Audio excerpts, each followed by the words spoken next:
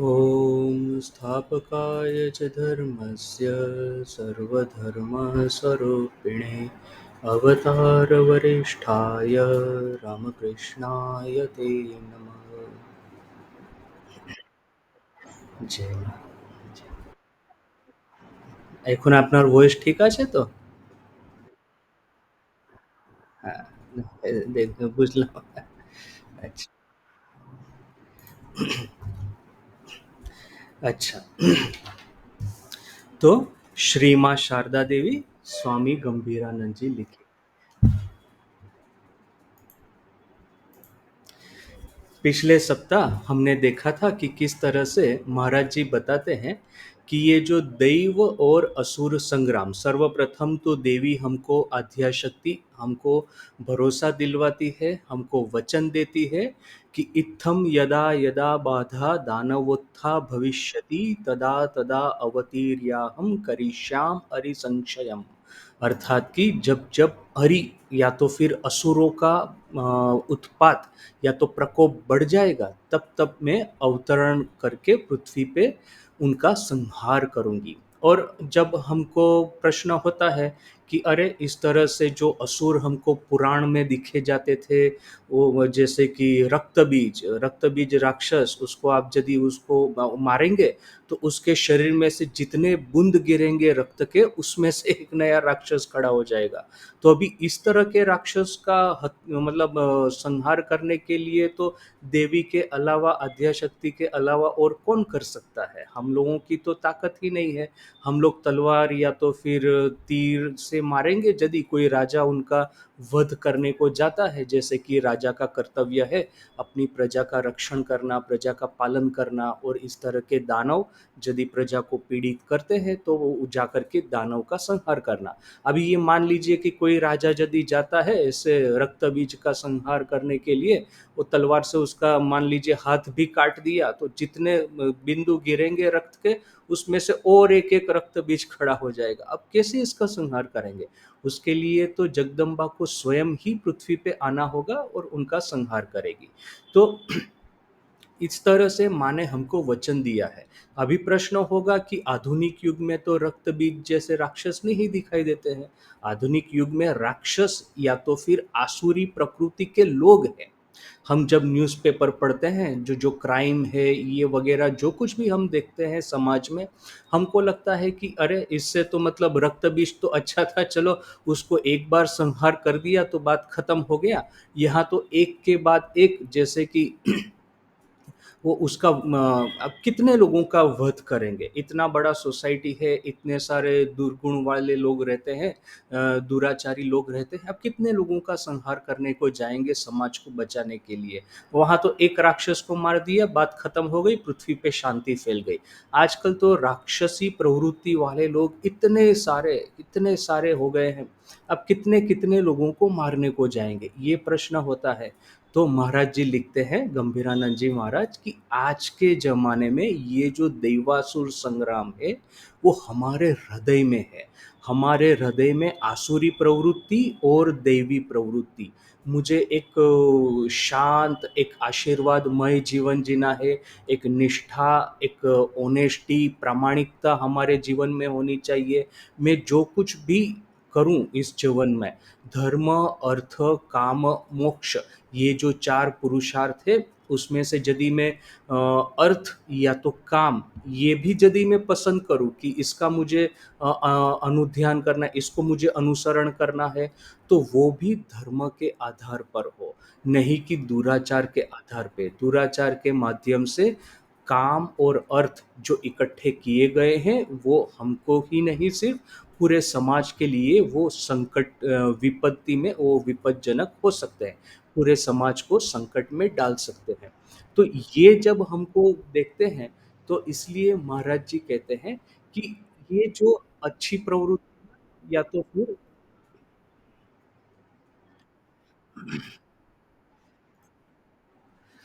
ये तो फिर अच्छी प्रवृत्तियाँ या तो फिर बुरी प्रवृत्तियाँ। जो कुछ भी आप देखते हैं, वो सब संग्राम हमारे हृदय में चलता रहता है। और इस संग्राम में हमारी जो अच्छी प्रवृत्तियां हैं, हमारे सद्गुण है, हमारे दैवी प्रकृति है, उसको बुस्ट करने के लिए, उसको बढ़ावा देने के लिए, उसको ट्रेन करने के लिए, जैसे कि मतलब हम गुरु के पास जाते हैं धनुर्विद्या सीखने के लिए। पुराने जमाने में भगवान राम वगैरह जाया करते थे, तो धनुर्विद्या गुरु के पास सीखे तो फिर उस विद्या से वो असुरों का संहार करेंगे। तो हमारी सत प्रवृत्तियों को ट्रेन करने के लिए, कोई आध्यात्मिक विद्या सिखाने के लिए माँ का इस बार शक्ति का अवतरण हुआ है। इस बार शक्ति स्वयं संहार नहीं कर रही है, शक्ति हमको सिखाती है, शक्ति हमको आशीर्वाद देती है कि किस तरह से ये जो देवासुर संग्राम हमारे हृदय में चल रहा है, उसमें हम हमारे ही भीतर रहे आसुरी गुणों को हम उसके ऊपर में विजय प्राप्त करें। तो ये है आज का आधुनिक समय का दैवासुर संग्राम हमारे हृदय में, और शक्ति का पृथ्वी पे अवतरित होने का पृथ्वी पे प्रादुर्भाव होने का असली कारण, उसका प्रयोजन।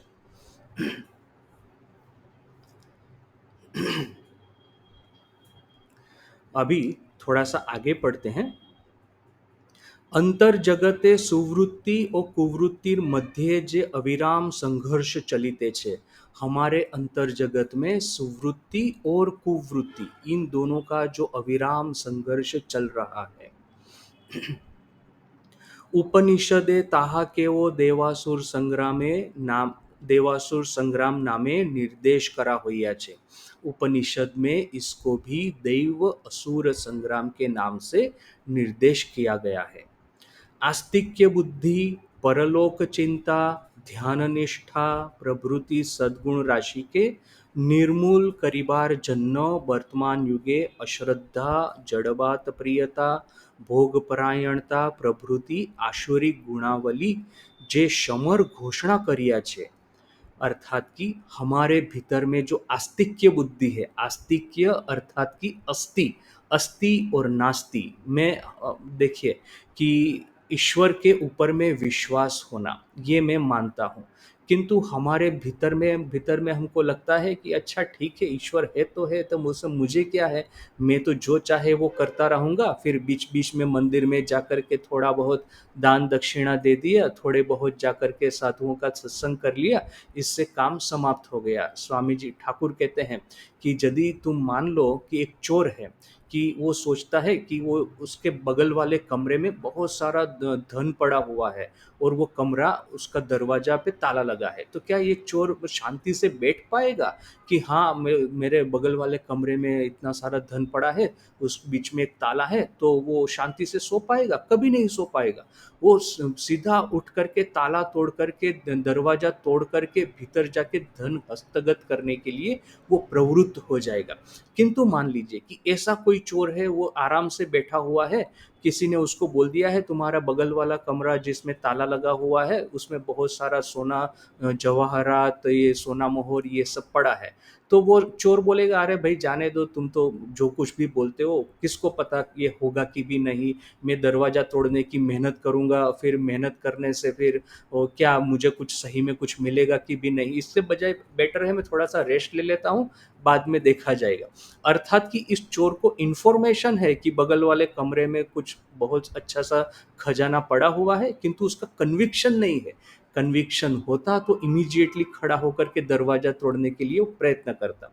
तो वैसे ही धार्मिक जगत में है, यदि हम सोचते हैं कि ये जो मुझे थोड़ा बहुत मान सम्मान चाहिए, थोड़ा बहुत मेरे लिए एक अच्छी जगह हो जानी चाहिए, एक फैमिली हो जाए, फैमिली को फिर मैं लेकर के, मुझे इतना चाहिए कि बीच बीच में मैं लंबा छुट्टी लेकर के फैमिली को लेकर के कहीं जा पाऊँ, मेरा अच्छा सा एक बैंक बैलेंस हो, एक हेल्थ इंश्योरेंस पॉलिसी जैसा हो, और बस समाज में एक अच्छा नाम हो, इतने से मैं संतुष्ट हूँ।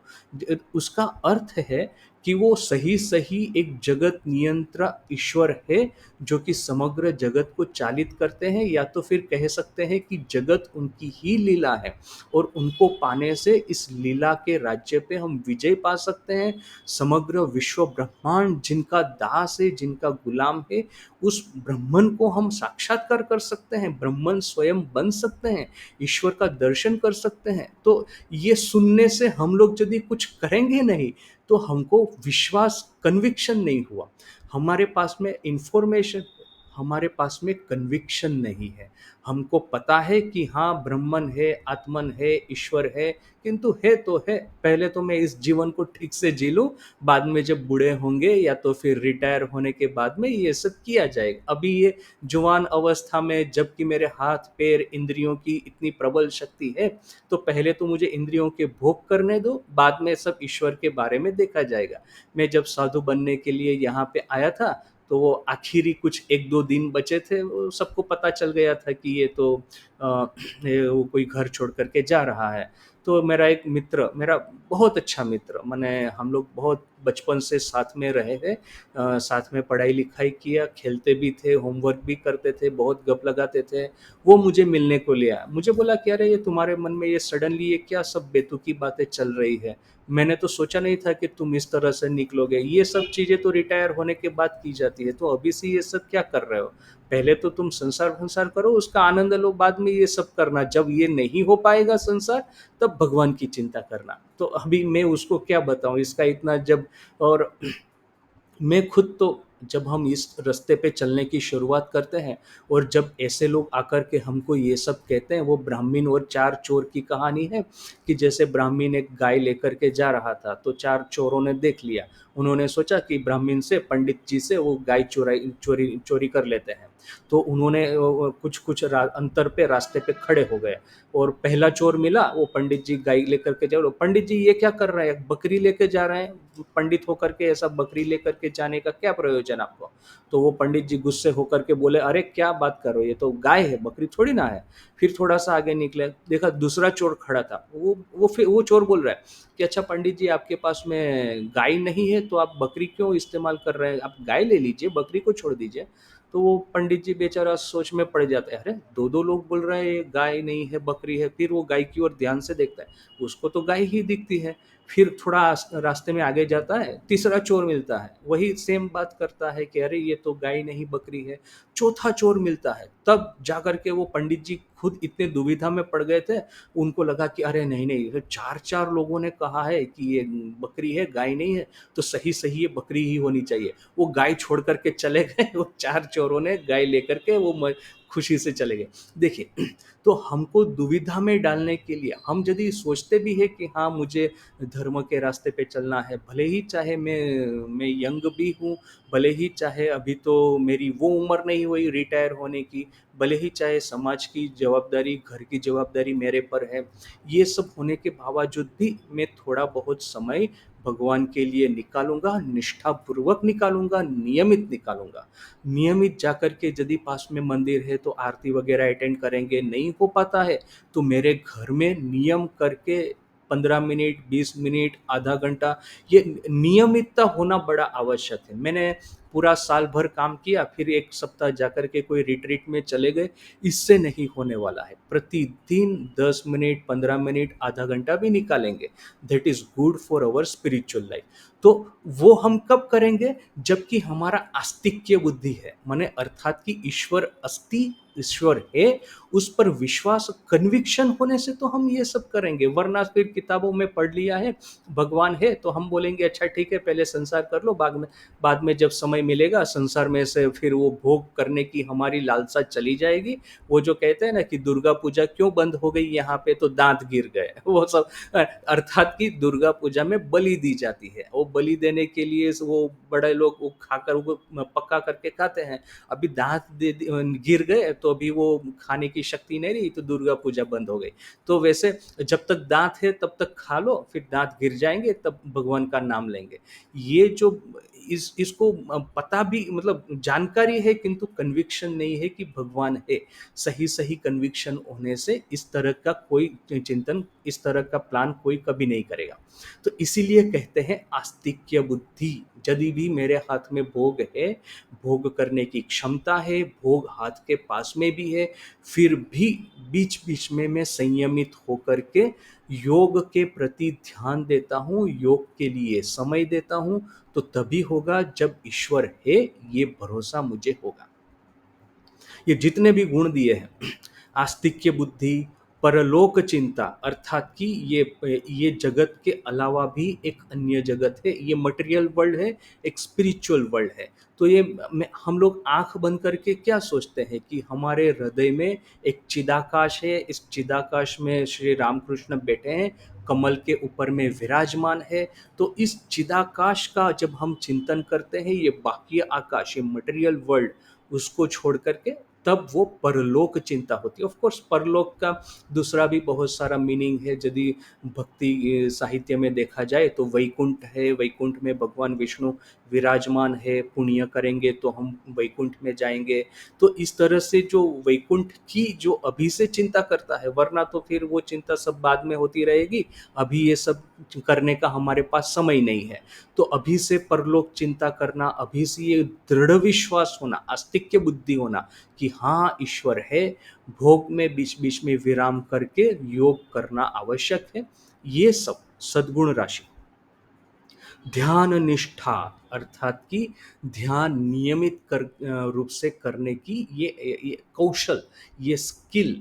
अदरवाइज हम लोग दीक्षा लेते हैं गुरु के पास से, गुरु महाराज बेचारे बड़े ही आपको निष्ठा पूर्वक, वो बड़े ही ध्यान से आपको सब कुछ बता देते हैं। देखो इस तरह से जप करना है, इस तरह से कर जप करना है, इस तरह से ठाकुर का चिंतन करना है।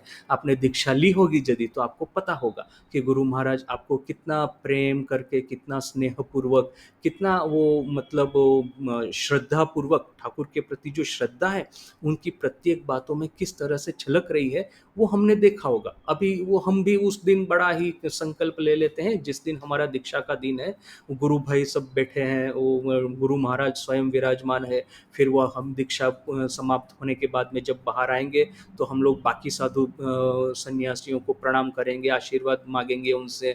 फिर शुरू शुरू में बड़ा ही हमारा में वो एक ये रहेगा, हम गुरु भाइयों जो होंगे उनके साथ में भी बात करते रहेंगे, अरे हाँ आज तो मैंने सुबह को ठीक किया है कि सुबह को इतना समय जप करना है, या मैंने ठीक किया है कि कथामृत का पाठ करना ही है, या तो फिर मैंने ठीक किया है कि ये राम नाम संकीर्तन जब भी होगा मैं आऊँगा ही आऊँगा, वही जो कुछ भी हो जाए, मैं मेरा जो दुकान है उसमें से वो और किसी को दे दूंगा रिस्पॉन्सिबिलिटी, उतना आधा घंटे के लिए, एक घंटे के लिए राम नाम तो मुझे आना ही आना है। इस तरह से वो एक उत्साह रहता है, एक उत्तेजना रहती है, एक नया नया दीक्षा है। तो वो गुरु भाई वही, फिर यदि बेलूर मठ में चले गए बीच बीच में कभी, तो गुरु महाराज का फिर वो प्रणाम कर लिया, या तो फिर महाराज जी, प्रेसिडेंट महाराज या तो वाइस प्रेसिडेंट महाराज जी हमारे ऑर्डर में जैसे दीक्षा देते हैं, तो फिर से कभी आश्रम में आए फिर से दीक्षा देने के लिए, तो फिर से उनको प्रणाम किया, फिर से उनका प्रवचन अटेंड किया।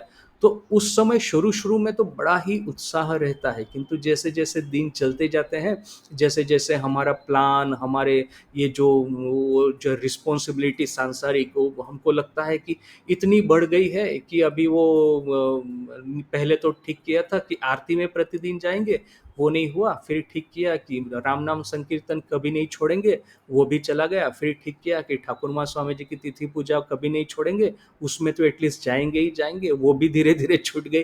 तो देखिए कि ये जो ध्यान निष्ठा अर्थात कि ये जो हमको मंत्र मिला है, मंत्र को नियमित रूप से जप करना, और जप करने के लिए जो हमको ये एक प्रेरणा चाहिए, एक हमको एक बूस्ट चाहिए, उसके लिए नियमित रूप से आश्रम में आना। ये शुरू में तो होता है मंत्र लेने के बाद में, फिर धीरे धीरे करके सब ठंडा होता जाता है।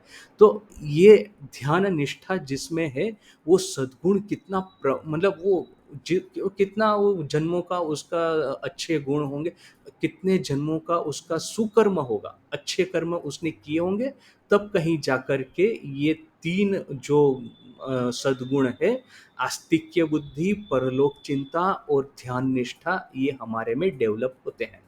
किंतु देखिए महाराज जी क्या कहते हैं, आस्तिक्य बुद्धि, परलोक चिंता, ध्यान निष्ठा वगैरह सद्गुण राशि को निर्मूल करने के लिए वर्तमान युग में अश्रद्धा, जड़वाद प्रियता, भोग परायणता प्रभृति वगैरह आसुरी गुणावली जे युद्ध की घोषणा की है। ये तीन सद्गुण बताए हैं और तीन दुर्गुण बताए हैं। तीन सद्गुणों के ऊपर में तीन दुर्गुणों ने आधुनिक युग में युद्ध घोषित किया है। तीन दुर्गुण क्या है? अश्रद्धा। अश्रद्धा, जैसे कि हमने देखा कि आस्तिक्य बुद्धि है, तो फिर नास्तिक्य बुद्धि आजकल लोगों की नहीं होती। आजकल हम लोग बड़े स्मार्ट हो गए। पहले के ज़माने में ऐसा था कि वो जैसे वो बोल देगा कि ये भगवान है ही नहीं, क्या भगवान भगवान कर रहे हो, ये सब गलत चीज़ है। आजकल हम लोग कहेंगे कि मेरे में नास्तिक कोई नास्तिक कोई नहीं है, सब लोग आस्तिक है। सबको पता है कि भगवान है, भगवान में विश्वास कर दो, थोड़ा सा बहुत वो जाकर के मंदिर में थोड़ा सा दक्षिणा दे दो, भगवान ठंडे हो जाएंगे, भगवान शांत हो जाएंगे और हमारा काम चल जाएगा। ऐसे भगवान को कैसे भी तरह करके वो मना लो, बात हो गया खत्म। तो मैंने अश्रद्धा, नास्तिक बुद्धि नहीं है, मैंने भगवान नहीं है ऐसा हम लोग कभी नहीं मानते, किंतु भगवान जो सही सही है वो कन्विक्शन नहीं होता। इसलिए जो नास्तिक आस्तिक्य बुद्धि है उसका विरोधाभास महाराज जी ने नास्तिक्य बुद्धि नहीं कहा, कहा है अश्रद्धा। भगवान है, किंतु भगवान सही सही है, वो कन्विक्शन नहीं है, वो श्रद्धा नहीं है, इसलिए कहा अश्रद्धा। मान लिया कि भगवान है, तो जाकर के थोड़ा सा उनको दान दक्षिणा दे करके थोड़ा बहुत करके उनको शांत कर लो, कि जैसे कि मेरे जीवन में कुछ अहित न कर ले, बस बाकी का मैं अपने से चला लूंगा। तो माने मैं नास्तिक नहीं हूं, किंतु मेरे में कन्विक्शन नहीं है, मेरे में श्रद्धा नहीं है, इसलिए ये एक दुर्गुण हो गया, अश्रद्धा। जड़वाद प्रियता, ये जो परलोकवाद की जो चिंता करते हैं कि ये जगत के अलावा और एक जगत है, वैकुंठ है, एक चिदाकाश है जिसके भीतर में भगवान विष्णु या तो फिर ये ब्राह्मण है जिसका मुझे साक्षात्कार करना है, जिनका मुझे दर्शन करना है, उसका विरोधाभास क्या हो गया, जड़वाद प्रियता, कि ये मटेरियल वर्ल्ड, यह ये जो यह लोग जो है, जो कि मुझे नज़रों से दिखाई दे रहा है, जो कि मेरी इंद्रियों को भा रहा है, मेरी इंद्रियां जिसके पीछे लालायित है, जिसके लिए लालायित है, ये मटेरियल वर्ल्ड। तो जड़वाद प्रियता वो है, होगा परलोक होगा, उससे मुझे क्या है, जब मिलेगा तब मिलेगा। अभी तो मैं इस जड़ जगत में हूँ, अभी तो मेरी इंद्रियां इनको, इनके लिए, इनको बड़ी ही वो स्पृहा रखती है, बड़ी ही तृष्णा रखती है। तो फिर इनका ही भोग कर लो, बाद में फिर परलोक देखा जाएगा। पहले इस जगत का बैंक बैलेंस ठीक ठीक कर दो, बाद में वो परलोक का बैंक बैलेंस किया जाएगा। तो मैंने ये जड़वाद प्रियता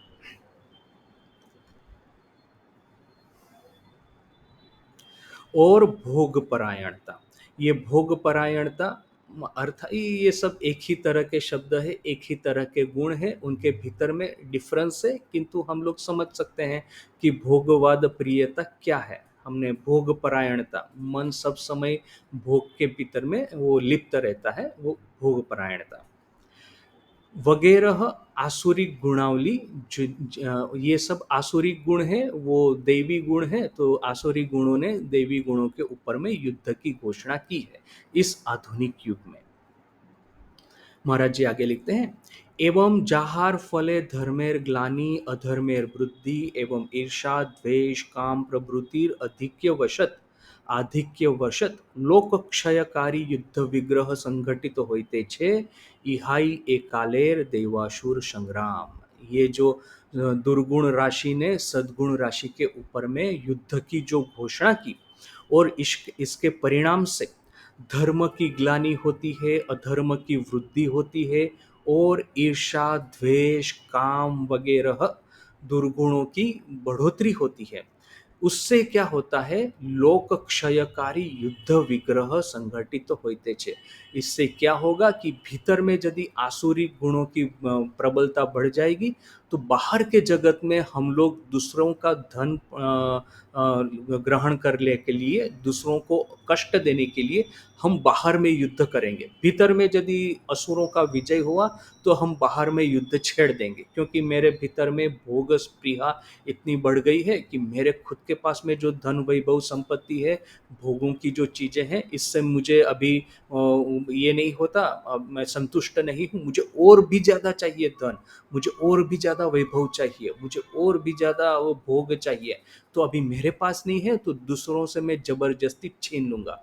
भीतर में यदि आसुरिक प्रवृत्तियों की बढ़ोतरी होती है, तो बाहर में संग्राम छिड़ जाता है। संग्राम या तो क्राइम, या तो फिर दूसरों को कष्ट देने की प्रवृत्ति बाहर के जगत में बढ़ जाती है। इहाई एकालेर दैवासुर संग्राम, यही है इस युग का दैव असुर संग्राम।